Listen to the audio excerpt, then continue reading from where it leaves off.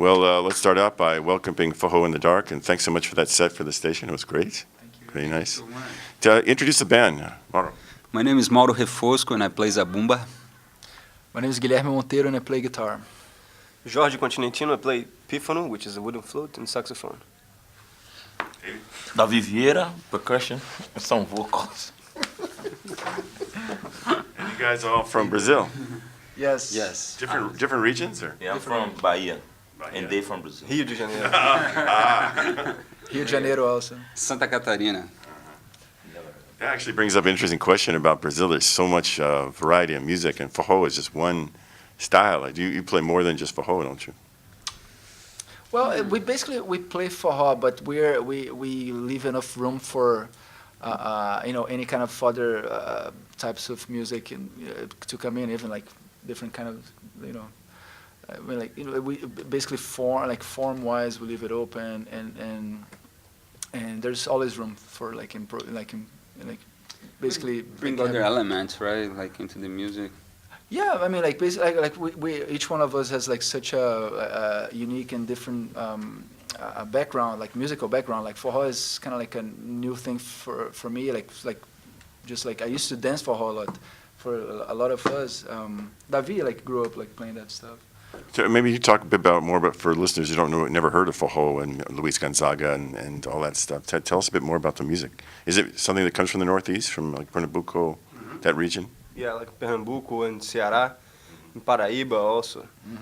Yeah, and When did it become really popular? became popular with this guy Luis Gonzaga. He brought it from In the 50s. in the 50s, from In the the 40s, huh? 40s, yeah, but that's- in the 50s he with the It got radio. really big, and, yeah. So is this sort of like our rock and roll? It's like country music. It's like like Chet Atkins, Les Paul, like how they used to be really big in the 50s, before rock and roll. Like that's kind of like before bossa nova was really big in Brazil. Like that's like a genre that got really popular. Like late 40s, and then in the 50s was like they were doing movies and like there's like versions of songs of Luis Gonzaga in Japanese. It's crazy. And his son became a star too, right? Luis Gonzaga. Gonzaguinha. Yeah. Mais conhecido como Gozaguinha. And forró is still very popular in Brazil. I was in Rio once, and I went to this festival, a regional festival. All the people from the north were down there, and I heard all these forró bands playing. So it's still going strong. Yeah, I mean, like recently we played in Brazil, and that was kind of like a new experience for us. And we played like some of this audience, it's a very different experience playing forró in Brazil because people are used to dance, in couples forró. That's why. So when you go there, it's sort of a show, but sort of like it is a show, but it's sort of like a ball. Serves a purpose, Serves a in purpose of music. couples to dance, and like just the 16-year-old kids were dancing amazing. Like all those kids dancing. Like so, it's it's pretty well in Brazil. But there is something about the music. You have to understand that forró has been popular for more than 100 years. It's really popular with like the people that work on the field, and then it just reached out for the broader audience when with the event of radio. Was like Luis Gonzaga was a radio singer, and then start like making records, and has waves of like really being like in the mainstream. Like in the 90s, there was this thing called forró universitário, which is like college forró. But the thing is, like, even, it goes to the mainstream, but when it's not on the mainstream, when it's not, like, super popular, there is, like, a huge, like, a market of forró. It never stops. There is, like, year around, like, venues and bands playing. Well, last time I saw you guys in Seattle, you were backing up Abel Gilberto. Did you all you guys tour with her? And what was that? Was that fun for you guys? You did. Yeah, all of us did. Yeah, we didn't before we were like band, support band also.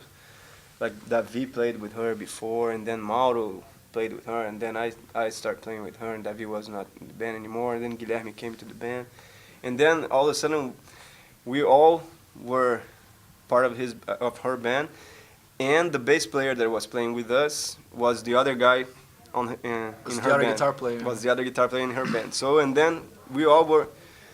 Her band was Forró in the Dark, and so we started like. So it made sense for Forró to open up Yeah. for Bebel, and So we did. changed wardrobe. She has a big audience, so it was a really It's nice good for for you. us. You got heard by a lot of new people.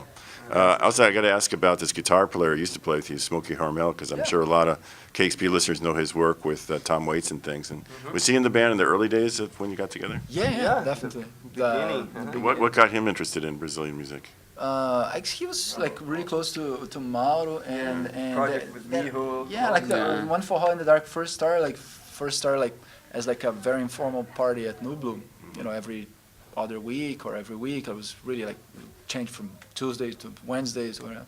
And Smokey was like playing like since the beginning, and then he got really interested in, and he saw the similarities of, you know, like country western music was something that he's really interested in, and Forró, you know, what like the meanings, because Forró is really cowboy music, you know, it's like, but you know, like you see the clothes of those guys is like very different because they are like dealing with cattle like in the Caatinga, which is a really dry region. So there's like really like dry vegetation that can really like sting you or like hurt you. So they have this really like leather, like thick leather clothes, like all. It's kind of like almost like a knight, you know. Like, and that the popular hat that Luis Gonzaga used to wear is like a hat that's The cowboy. it's like is a cowboy hat from the Okay. Northeast. Yeah. So it's like our cowboy singers all over wear those big hats, you know.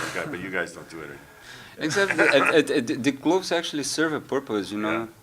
Guilherme just said because they run the horses through these little vegetations that if you don't Get really you hurt yourself, you know. If you But in the traditional Forró, isn't there accordions and different instruments, Yeah. what you guys do? And so you're Well, really there's changing it. different kind. Like this instrument that Jorge plays, the pífano, for example, is super traditional Yeah. from the region of Crato, you know.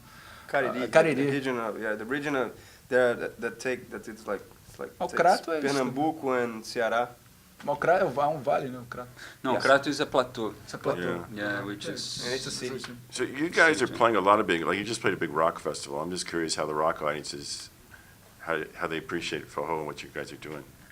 Is it interesting to see the response? I think it is because it's a we I think it's very accessible music, and the way we play it's like it's fun, and so that brings people, you know, to the attention, and then they start like digging the music and shaking their asses, and we reach out. The way we play also is kind of like rock and roll also, Yeah. you know. And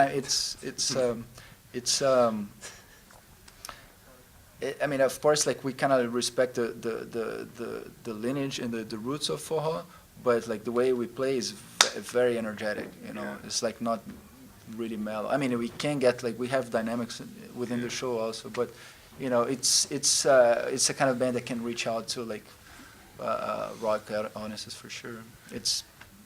That's why we play like big rock festivals as well as world music festivals as well as jazz festivals. You know. Well, it's nice the band can do it all. Yeah. So some of you guys are involved in other projects too. I know Moro's going off on tour with David Byrne, right, in next week. Yeah. So you have to juggle these different things to keep the band together. Well, we actually we had a little bit of a drama.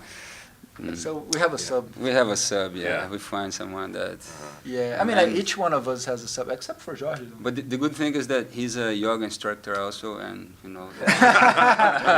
It's gonna be instructed. It's gonna be good for us, yeah. It's gonna be Jorge Monet. So you're playing here later today. What are the next? Is going to be a tour in the fall or new recordings you want to let people know about?